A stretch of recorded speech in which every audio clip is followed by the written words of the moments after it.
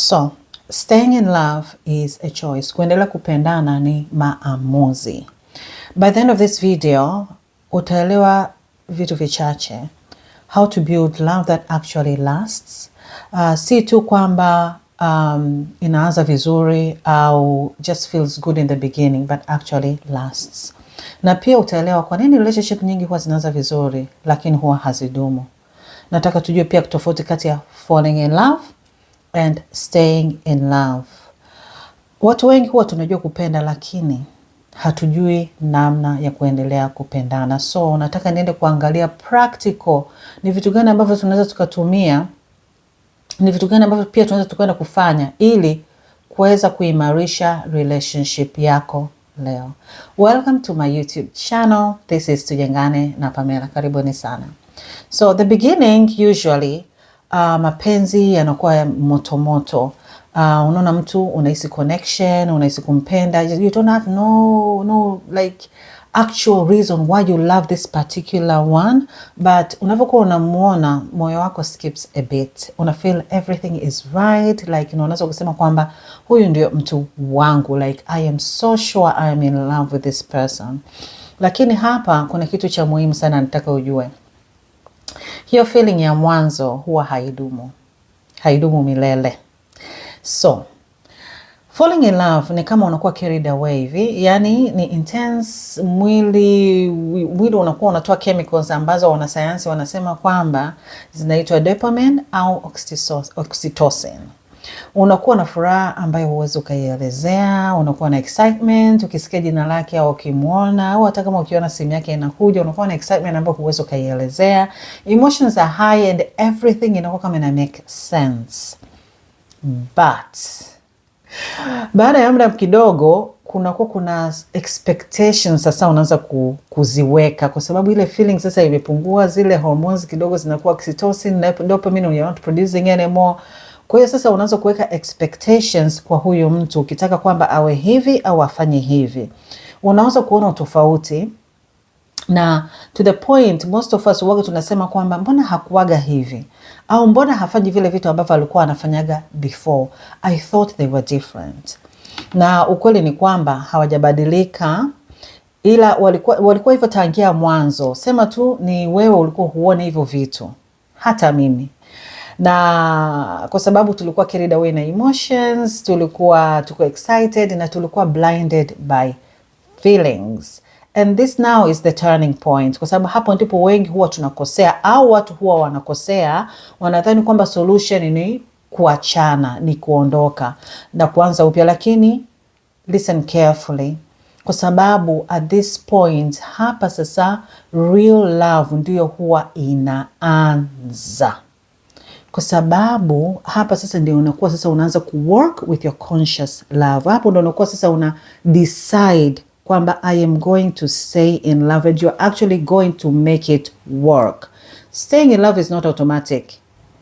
Ni maamuzi, ni intention, ni commitment, na lazima uamke na uwe real, kwa sababu feelings pekee huwaga hazitoshi. So what does it take to stay in love? Kuna vitu hivi vitatu muhimu. Kuna so many things, lakini hivi vitu the top 3 ambavyo ukianza navyo ndivyo vitaanza kukusaidia kuweza wewe kustay in love. Cha kwanza ni intentional effort. Ni ile nguvu kabisa ya makusudi kusema kwamba naamua kubaki katika haya mapenzi. Ila pili ni communication, maongezi, kukaa pamoja na kuongea, na si kuongea tu, kuongea katika kuelewana. Ila cha tatu ni teamwork, kugundua kwamba sisi wote ni tunabidi tuifanyie kazi haya mapenzi, na we are in one team, nafanya kazi katika one team na hamshindani.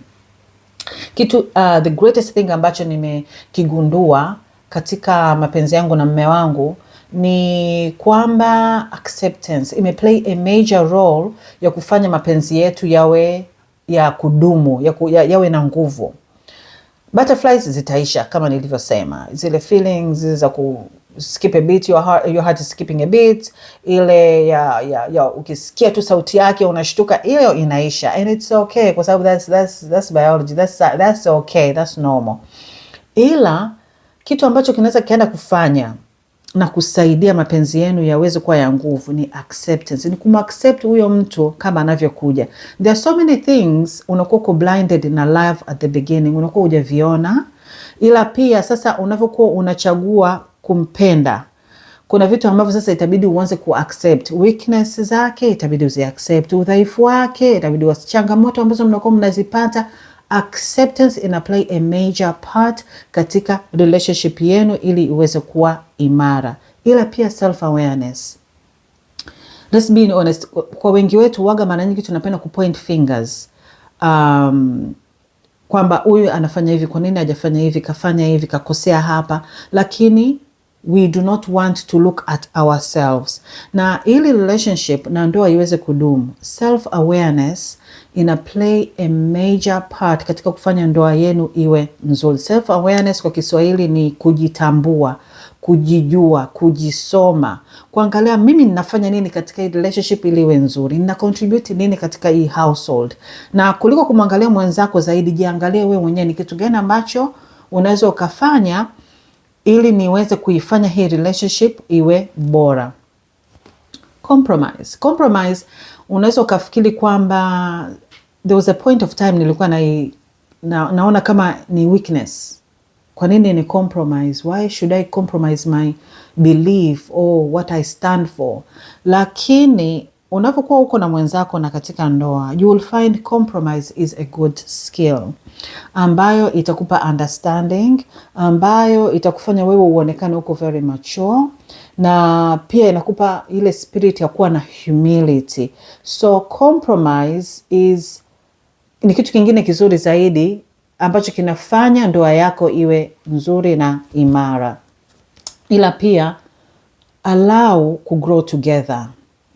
There was a point of time ambavyo tulikuwa tunapishana katika our growth na mume wangu, lakini tukaja tukagundua kwamba we need to be on the same page, ili tu tukikaa tukiwa tunaongea tuwe on the same level, au tuwe on the same language, yani tuwe katika chapter ambayo tumekuwa tunaelewana. Na kama mwenzangu anakuwa katika area fulani, na mimi I need to be growing in a certain area. Kwa hiyo make sure you are growing together. Usikubali baba wewe uwe hapa kikazi, kielimu, kinini, alafu kamwache tu mama awe hapa. Hapana. Mwezeshe na mwenzako kwamba kuna vitabu hivi ningependa usome, au kuna kozi gani ambao unataka ufanye, au biashara gani ambao unataka ufanye.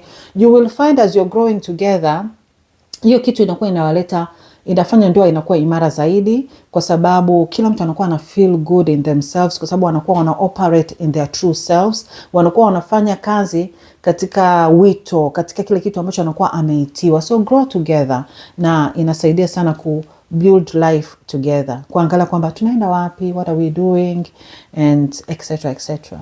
Ila pia commitment. Each one of us, we need to commit. Yeah, we need to put effort katika ndoa yetu. We need to be consistent in how we are showing up.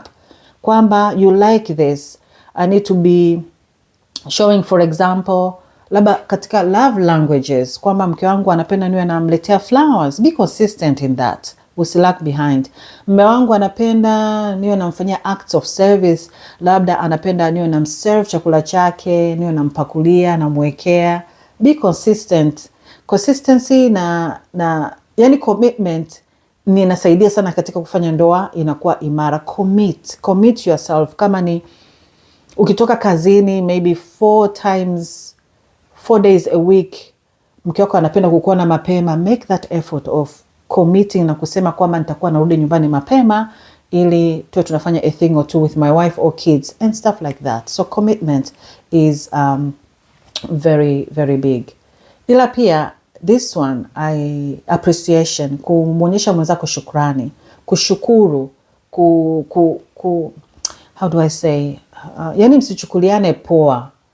Ushindwe kumwambia mwenzako asante kwa chakula ulichokipika. Kushukuru, mimi nikishukuru waga najisikia vizuri, na I know hata mume wangu nikiwa namshukuru he feels good, and I feel like hiyo pia inafanya staying in love iwe very strong. Kana kwamba mwanaume anaenda kazini anarudi, mwambie asante, I see you work hard for this family, asante for this beautiful house that we are living in. Asante kwa kazi nzuri ambayo unaifanya. Asante, it does a lot to a human being. I feel like binadamu yoyote ila anapenda kuwa affirmed, binadamu yoyote anapenda kushukuriwa. So tusichukuliane poa. Kama kuna kushukuru, shukuru mara kwa mara. And point out vitu ambavyo mwenzako anavifanya, vinafanya ndoa inakuwa amazing. So sifianeni, shukurianeni, shukurianeni. And yeah, and I feel like yeah, ndoa inakuwa inasaidia, inakuwa nzuri. So here's the truth. Falling in love is automatic, ila staying in love inahitaji intentionality, ni intentional, ni kwa makusudi. Na katika hizo points zote hizo ambazo nimezisema, itasaidia sana kukuza love yenu. Unajua fall in love, yeah? Fall in love kwa Kiswahili kuanguka katika love ni kama kwenye upepo. Unajua upepo unavyokuwa unaenda na makaratasi yanaenda, is very easy, yani they just flow. That's falling in love. Ila imagine staying in love, upepo unaenda alafu you're going through, unaenda against it. Unakuwa labda unakupush lakini wewe unaenda, is hard, it takes effort, inaweza kukusukuma. Hiyo ndo sasa staying in love, kwa sababu kutoka kuna vitu vingi ambavyo unatakiwa ufanye. Unatakiwa ufanye commitment, unatakiwa ufanye kumshukuru, unatakiwa ufanye communication, unatakiwa uvumilie, unatakiwa labda ucompromise, unatakiwa, yani kuna vitu vingi ambavyo unatakiwa ufanye, lakini it is worth it kwa sababu it makes it more beautiful, kwa sababu you've decided consciously in intentionality kusema kwamba I want to stay in this marriage. And to be honest, I feel like I remember the first time I fell in love with my husband. Yeah, it's a good feeling. It's butterflies all over. When you see them, you smile for no reason. Or when somebody's asking you about them, or when you see their names, they're calling you, you know, that feeling is really good. But I feel like when you make effort to stay in love, it's even better. I am sure many of you can attest to those who are going through that. So yeah, let's know that love is not just a feeling. It's an effort that we have to make. It's a daily choice that unachagua kumpenda huyu mtu, unachagua kujenga na huyu mtu, na unachagua kubaki. Yeah? So thank you so much for watching. And if this message has blessed you, or you feel like you've learned something, say yes, I've learned something. And until next time, thank you so much and take care. Bye.